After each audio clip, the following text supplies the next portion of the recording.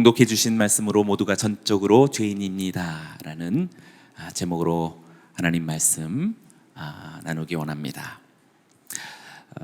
사도 바울은 로마서를 통해서 1장 18번째 되어지는 구절부터 오늘 본문 3장 20절까지 모든 인간이 결국 죄인이요 심판이 불가피하다라는 이 한 가지 주제를 계속 좀 길죠. 오랫동안 한 가지로 그렇게 선포해 왔습니다. 율법이 있는 유대인이 되었든지 율법이 없는 이방인이 되었든지 모두가 다 하나님 앞에서 심판을 받을 수밖에 없는 현실에 놓여 있는 인간과 세계의 분명한 실존의 이 국면을 아주 분명하게 진술해 왔습니다. 그리고 오늘 본문 3장 9절에서부터 20절까지의 말씀을 통해서 그동안에 있었던 모든 진술들을 요약하면서 결론을 내리는 내용이 오늘 본문이라고 말할 수 있습니다. 모든 인간은 전적으로 타락했으며 그래서 하나님 앞에서 심판이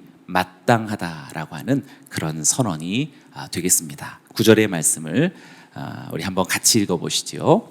시작. 그러면 무슨 말을 해야 하겠습니까? 우리가 더 낫습니까? 결코 그렇지 않습니다. 유대 사람이나 그리스 사람이나 다 죄 아래 있다고 우리가 이미 선언했습니다.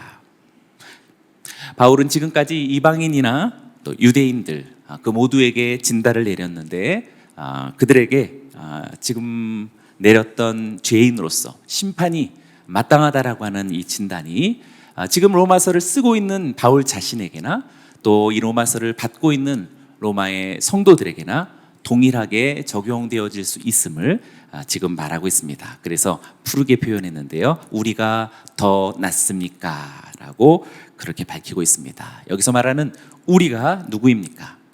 가장 직접적으로는 지금 로마서를 쓰고 있는 바울 자신과 또 바울의 일행을 가리키겠지요.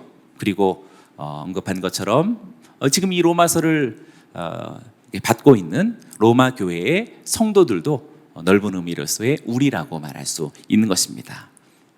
그러나 지금 로마서를 쓰고 또 받고 있는 바울과 그들뿐만 아니라 여기 지금 로마서를 통해서 2022년 다시 새로운 7월 첫 주를 맞고 있는 우리들도 역시 모든 그리스도인들로서 여기에 언급하고 있는 우리에 해당된다라고 말할 수 있겠습니다. 죄와 심판에 대해서 모든 그리스도인들이 유대인들이나 이방인들보다 더 나을 수 있느냐라는 그 물음에 대해서 바울은 결코 그럴 수 없다라고 동등한 입장을 우리들에게 선언합니다. 그리스도인들 역시 모두 죄 아래에 있다라고 그렇게 선언하고 있는 것입니다. 우리도 이렇게 동의할 수 있을 텐데요. 그렇다면 지금 로마서를 쓰고 또 받고 있는 그들뿐만 아니라 많은 그리스도인들로부터 문제점을 발견하고 또 지적하고 그것을 개선하는 것이 먼저 선행되어야 하지 않았을까 싶은데 로마서를 우리가 지금까지 잘 묵상했죠. 이방인들부터 먼저 죄를 언급했고 그리고 유대인들을 그 죄를 지적했습니다. 그리고 이제 오늘 본문 속에서 우리들도 마찬가지다라고 그렇게 말하고 있습니다. 왜 우리부터 언급하지 않고 이방인들과 유대인들로부터 문제점을 발견해 왔던 것일까요? 바울은 인간 자신의 정확한 문제점을 다른 사람을 통해서 볼 수 있는 방식을 택한 것이라고 말할 수 있겠습니다. 사실 이것은 성경이 가지고 있는 성경의 성서적인 방법론이라고 말할 수 있겠습니다. 대표적인 아주 충격적인 예가 있죠. 우리 나단 선지자가 다윗에게 그 죄를 일깨웠던 방식을 우리는 잘 알고 있습니다. 밧세바를 취하기 위해서 그의 남편 우리아를 전장의 최전방에 그렇게 나가게 하지요. 그래서 아주 은밀하게 죽게 만듭니다. 그러한 다윗의 범죄를 밝히기 위해서 나단 선지자가 한 비유를 들어서 다윗에게 깨닫게 했습니다.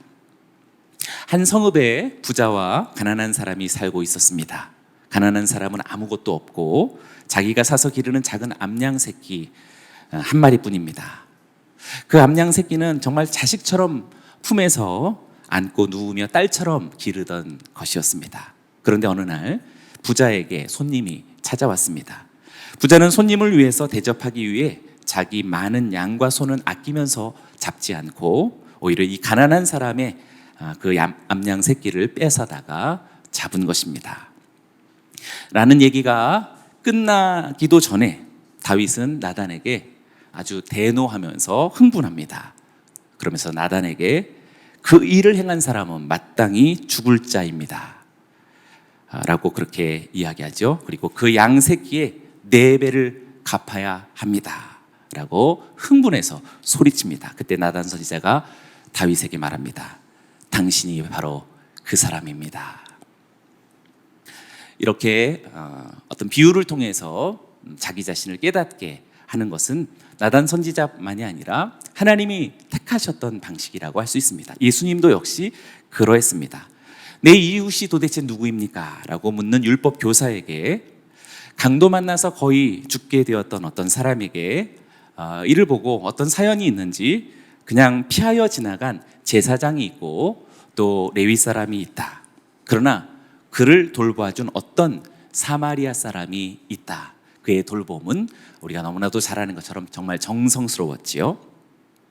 그때 예수님은 누가 이 강도 만난 자의 이웃이 되겠느냐라고 스스로 대답하게 합니다. 강도 만난 자를 돕고 회복해 하였던 사마리아 사람입니다라고 답을 하게 되지요. 이렇게 해서 분명하게 깨닫게 하는 것이 예수님의 또 양육의 방식이었고 또 자신의 내면과 그리고 중심 속에 있는 것을 스스로 찾게 하는 것이 성경의 가르침이라고 할 수 있겠습니다. 설교도 그렇지 않겠습니까? 여러분들이 매일 하는 성경의 묵상, 큐티도 사실 그런 것이라고 말할 수 있겠습니다. 수많은 이야기들, 수많은 출연하는 사람들, 또 하나님의 설정한 여러 가지 사건과 이야기들 속에서 자기 자신을 발견하는 것입니다. 이렇게 자신의 문제는 다른 사람을 통해서 볼 때 더 정확하게 볼 수 있는 것이라 할 수 있습니다. 철학자 쇼펜하우어는 각 개인은 타인 속에 자기를 비추는 거울을 가지고 있다라고 그렇게 밝히고 있습니다. 자신에게 거울이 있는 것이 아니라 타인에게 자기를 볼 수 있는 거울이 있다라고 그렇게 말했던 것입니다. 다른 사람은 이렇게 내 모습을 비추어주는 거울입니다. 그렇기 때문에 우리는 다른 사람들의 문제점을 볼 때 비판하기를 급급하는 어떤 그런 태도와 습관은 속히 우리는 고쳐야 하겠습니다. 왜냐하면 나 자신에게 그러한 모습이 이미 비추고 있다는 것을 보여주고 있는 것이기 때문이기도 합니다. 그러니 사랑하는 여러분이요, 우리가 매일의 범사, 사람의 어떤 모습을 그냥 객관적인 모습으로서 평가하고 때로는 비난하고 또 정죄하는 그런 습관과 태도를 오늘 7월의 첫 주일 주님 앞에서 온전하게 청산하고 다시 한번 그 모습을 통해서 스스로를 비춰볼 수 있는 지혜로운 또 경건한 저와 여러분들이 되기를 주의 이름으로 축원합니다. 그래서 하나님 앞에 눈물과 탄식으로서 주여 죄인입니다 라고 스스로 말할 수 있다면 오늘 본문 말씀 정말 제대로 하나님의 기쁨이 우리 모두에게 되는 것이라고 말할 수 있습니다. 10절부터 12절을 보시죠. 기록되기를 의인은 없으니 하나도 없고 깨닫는 자도 없고 하나님을 찾는 자도 없다. 모두 곁길로 행해 다 쓸모없게 됐다. 선을 행하는 자가 없으니 하나도 없다. 앞서 언급한 것처럼 바울 사도도 역시 여러 가지 사례를 제시하되 다른 것을 제시하지 않습니다. 하나님의 말씀을 가져옵니다. 시편 14편 2절에서 4절 말씀을 부분적으로 인용했고 전도서 7장 20절 말씀도 기억하면서 오늘 20절부터 12절까지 반영하고 있습니다. 결국 인간의 모든 타락상을 보여주는 죄의 양상들을 구체적으로 열거하기 위해서 의인은 없으니 하나도 없도다. 깨닫는 자도 없고 하나님을 찾는 자도 없으며 모두가 다 곁길로 가서 쓸모없을 뿐이다. 선을 행하는 자가 없으니 하나도 없다라고 그렇게 성경 말씀을 가져다가 우리들에게 증언하고 있습니다. 18절까지의 인간의 모든 타락상을 보여주는 구체적인 열거들 중에 12절까지 무려 4가지가 언급되고 있었던 것입니다. 그렇습니다. 세상에는 의인이 없다고 선언합니다. 없되 하나도 없도다라고 선포합니다. 인간은 다 죄 아래 있어서 하나님께 대해서 의를 행할 수 없을 뿐만 아니라 사람에게 대해서도 사실 선을 행할 수 있는 자격도 명분도 능력도 없음을 이야기하고 있습니다. 그래서 혹시나 여러분들 마음속에서 그래도 나는 그렇게까지는 아닌데 라고 하시는 분이 있다면 오늘 이 말씀을 듣고 그렇지 않다라고 스스로가 고백할 수 있기를 원합니다.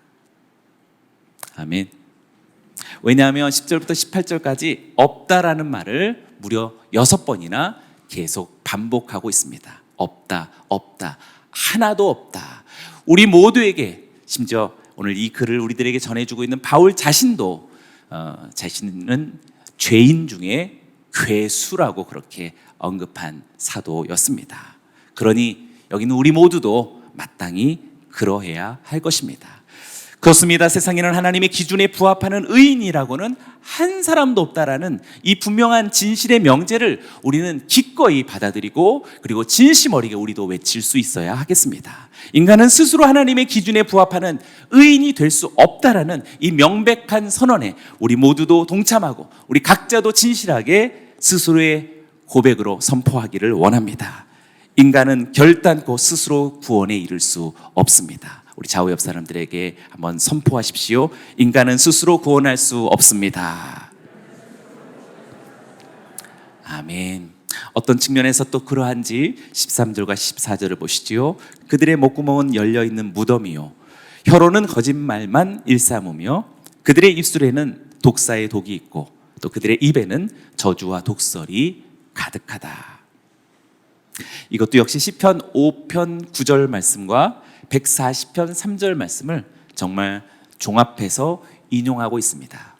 다시 한번 하나님의 말씀에 얼마나 이렇게 몰두되어져 있는 사도들이요 주님의 선지자들인지 다시 알게 됩니다. 목회자인 저 자신도 오늘 이 말씀을 들으면서 무엇인가 우리가 식별할 수 있고 인식할 수 있고 정의할 수 있고 결단할 수 있고 우리들의 미래를 계획할 수 있는 모든 근거는 하나님의 말씀 속에 있다는 것을 깨닫게 됩니다. 부지런히 주님의 말씀을 묵상하고 거울 같은 주님의 말씀을 통해서 나 자신을 바라보고 그리고 우리의 미래를 어떻게 살아야 될지를 하나님의 뜻을 경청하고 듣고 깨닫고 오늘 새로운 시대를 그곳에서 발견해 나아갈 수 있는 우리 모두가 되길 원합니다. 바울은 시편의 말씀을 인용하면서 인간의 타락상 중에서 특별히 오늘 여기 13절에 세 가지로 표현됐고 또 14절에는 한 가지로 푸르게 이렇게 표현했죠. 인간의 타락상 중에서 특별한 네 가지 발성기관, 특별히 구강에 있는 이런 발성기관을 실체를 설명하고 있습니다. 목구멍이요 혀이며 입술이며 입이 저주와 독설로 가득하다라고 말하고 있습니다. 문자적인 그런 발성기관 자체가 아니겠죠. 그것을 통해서 이렇게 입으로 내뱉는 우리들의 생각이 언어화되어져 가는 이 모든 과정을 첫 번째 우리들의 타락상의 기초라고 말하고 있습니다. 그러나 무덤이요 거짓말만 일삼고 독사의 독이 있고 저주와 독설이 가득하다라고 좀 다소 지나쳐 보이는 그런 표현이 우리들에게 전해진 것 같지요.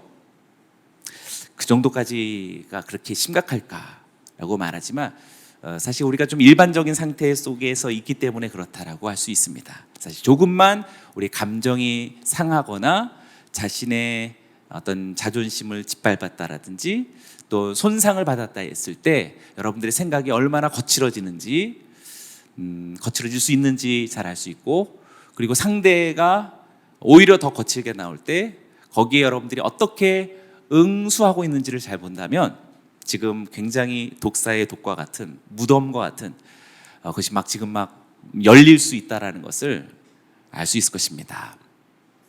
그래서 어떤 그분이 목사님들이 운전대 잡으면은 좀 욕도 한다라고 그런 얘기도 좀 하시는데 안 봐서 잘 모르겠습니다. 근데 네, 운전하다 보면 아마 조금 거칠은 그런 감정들이 들 때가 있겠죠.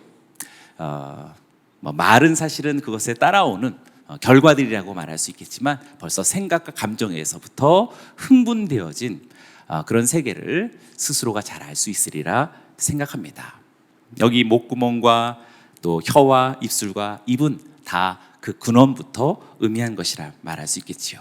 그래서 이제 이사야 선지자도 경건하고 거룩한 하나님의 종이었음에도 불구하고 성전에서 하나님의 영광을 목격했을 때 화로다 나여 망하게 되었도다 라고 그러한 고백이 있었던 이유는 내 입술이 부정했기 때문이다 라고 설명하고 있습니다. 하나님의 거룩한 선지자조차 자신의 입술의 부정함을 탄식하며 죽음에 이르기에 마땅한 자기 자신을 인정했던 것입니다. 하물며 우리들이겠습니까? 사랑하는 여러분, 7월에 첫 주를 맞으며 저와 여러분들의 언어와 마음과 생각에 다시 한번 놀라운 변화가 일어나고 개혁이 일어나기를 주의 이름으로 축원합니다. 시편 34편 13절을 보시지요. 내 혀를 악에서 금하며 내 입술을 거짓말에서 금할지어다. 주님의 말씀을 삼가 순결하게 듣고 오늘 7월의 새로움은 다른 새로움이 아닌 우리들의 모든 생각과 언어의 새로움부터 그렇게 선언하는 우리 모두가 되길 원합니다. 이어서 15절부터 17절까지 보시지요. 또 다른 기관이 우리들에게 보여집니다. 그들의 발은 피 흘리는 데 민첩하며 그들의 길에는 파멸과 참담함이 있어 그들은 평강의 길을 알지 못했다. 발이 언급되고 있고 발로 내딛는 길들이 나타나고 있습니다. 여기서의 발은 인간의 행동이요 또 실행을 의미하는 것이지요. 그런데 여기서도 굉장히 자극적인 표현을 썼습니다. 그 발이 피 흘리는 일에 민첩하다라고 굉장히 조금 자극적인 말을 하고 있는데 바울 사도가 뭐 과장하거나 뭔가 좀 오버하거나 그런 사람이 결단코 아니겠죠. 우리는 들어야 합니다. 순수하게 들어야 하고 우리에게 그러한 성향이 농후하다라는 사실에 대해서 우리 인정해야 할 것입니다. 여기서 피 흘리는 일이라는 것은 문자 그대로라기보다는 하지 말아야 할 일이요 어떠한 경우에서든 해서는 안 되는 일들을 하는데 있어서 우리가 민첩하게 빠르다라는 것을 이야기하고 있는 것이지요. 앞서 이야기한 것처럼 벌써 마음부터 그 길을 가겠지요. 마음부터 얼마나 우리가 쉽게 흥분하며 쉽게 대적하고 또 쉽게 응수하고 있는지에 대해서 우리의 발을 제어하고 있는 그런 마음의 길들이 벌써 있음을 우리는 알게 됩니다. 사람이 이렇게 잘못된 것을 알면서도 왜 그 길을 가게 되는 것일까?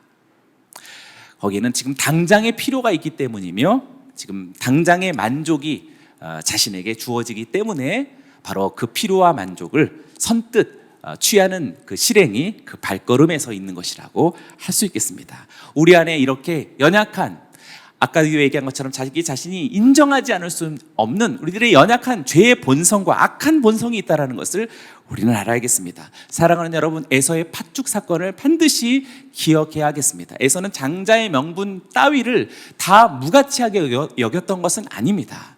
그러니 나중에 막 분노하잖아요. 자기가 속았다는 것을 아니까.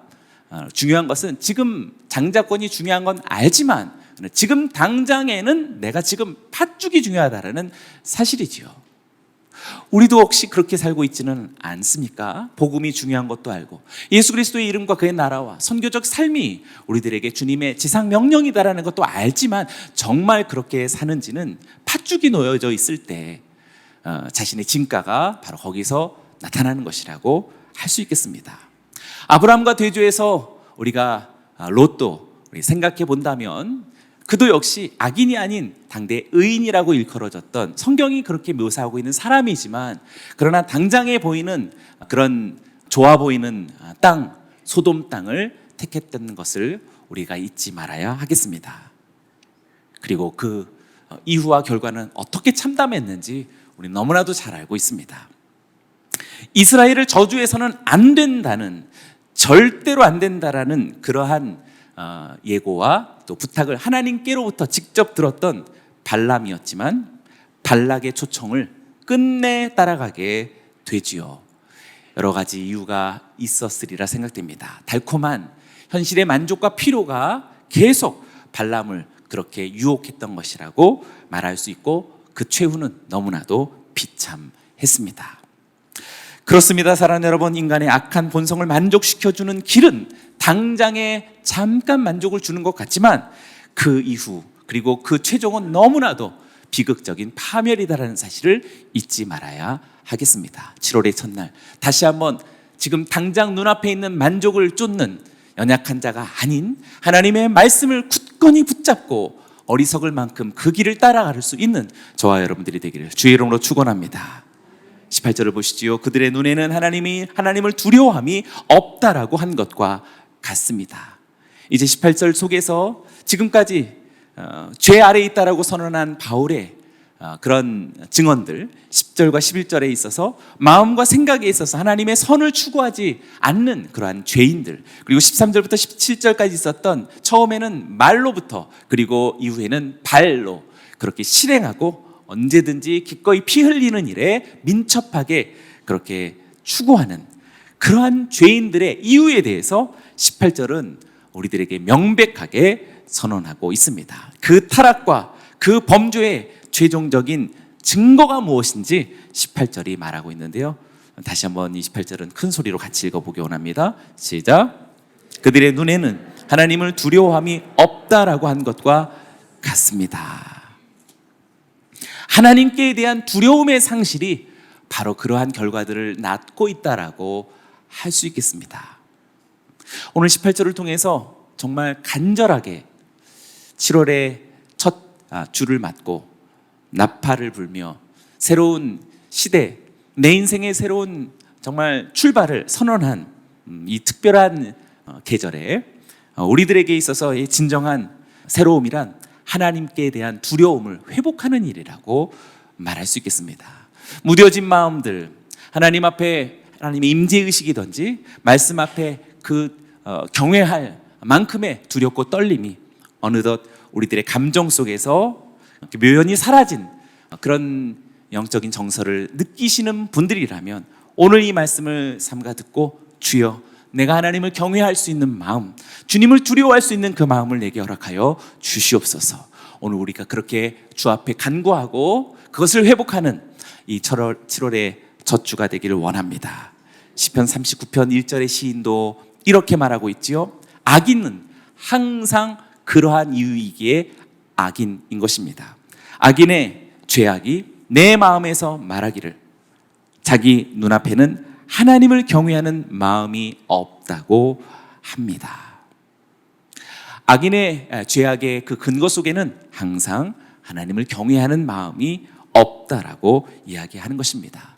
사랑하는 여러분, 오늘 우리는 도덕성 회복 운동을 일으킬 때가 아니다라는 사실을 깨닫게 됩니다. 하나님을 두려워하는 마음을 회복해야 할 것입니다. 7월의 첫 주, 오늘 우리 모두에게 하나님을 경외하고 두려워하는 마음, 하나님의 심판 앞에서 두려울 수 있는 마음, 그래서 하나님의 구원이 절박할 수 있는 그 감정, 신적 감정이 오늘 우리 안에서 불일 듯 살아날 수 있기를 주의 이름으로 축원합니다.